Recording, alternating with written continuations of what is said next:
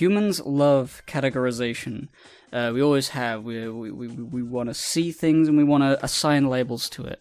I was just having this idea, like, oh, wouldn't it be fucking great if I could, like, get every single video game I own and play them, like, once per day and then review all of them, and then I would have, like, a big old list of all of my thoughts on all of these fucking things that I own, or don't own, or just everything. Wouldn't it be fucking great to have a complete list of my thoughts on all games?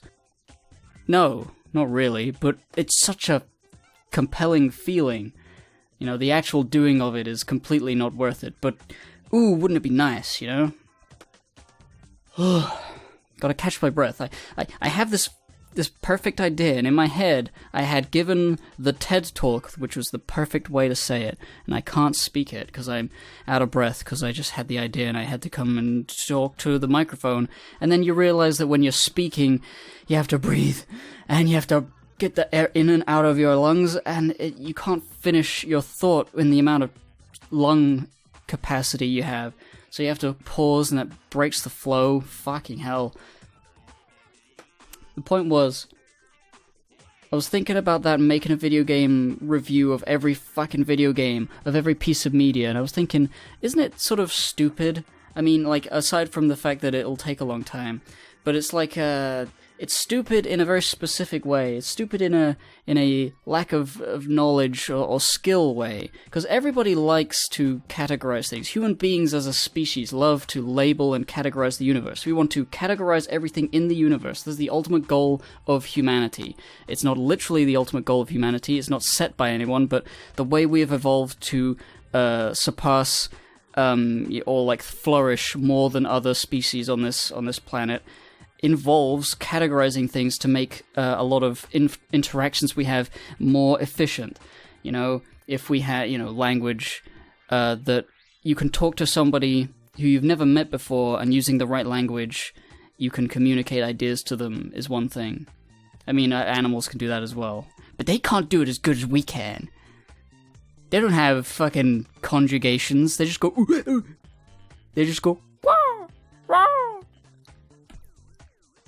Anyway, there's multiple ways of categorizing the universe, and a lot of these ways are very involved, like the study of science, of physics, of biology, of chemistry, of mathematics, of different types of mathematics, measuring and creating and engineering, creating things that can help us measure things so that we can categorize what things in the universe are. The guy who discovered what quarks are, Captain Quark, he was smart, wasn't he? Or she, I don't actually know. We like to learn about the things in the universe, categorize them, measure them, and there are people out there pioneering in various fields. The thing is, to be a pioneer, especially today, I mean, not especially today, it's always been difficult to create like a new understanding of a scientific field. You have to be very brave and confident and, driven to do something like that, and whatever, you gotta be... The skill floor is high, is the point I'm getting at. I've rambled completely incoherently, but here's my one point that I had in my head.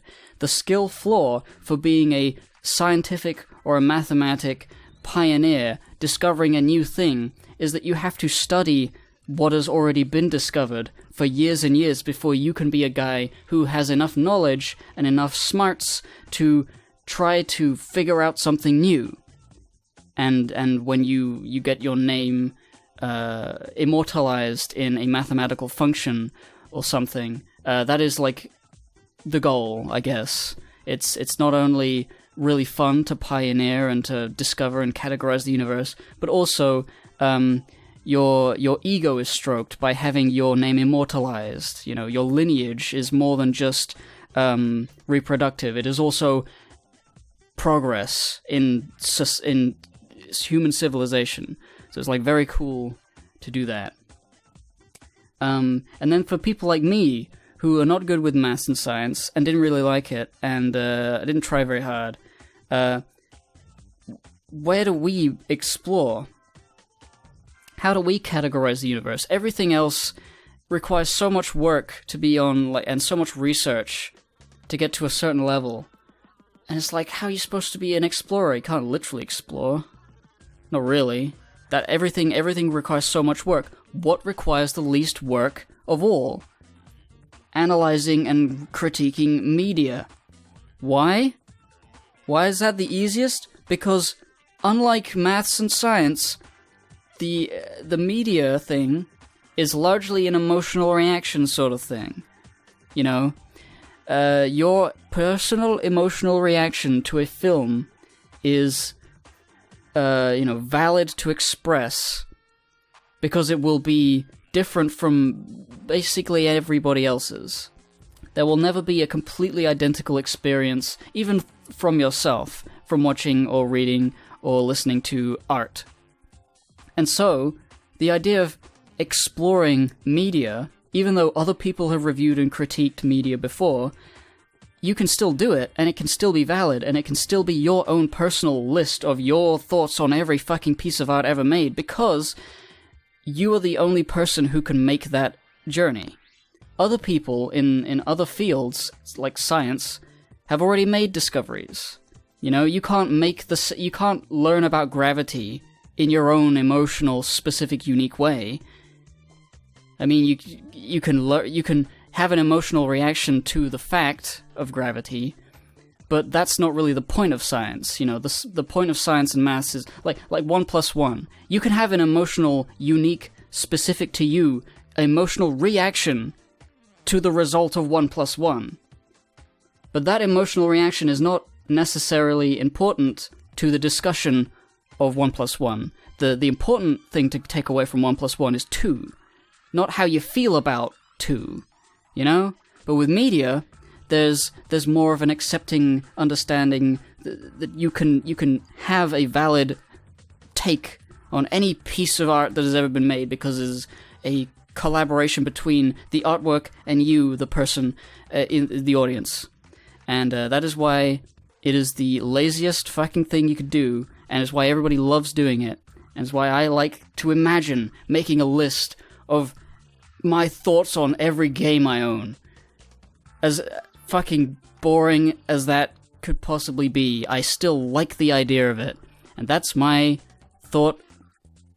That's it.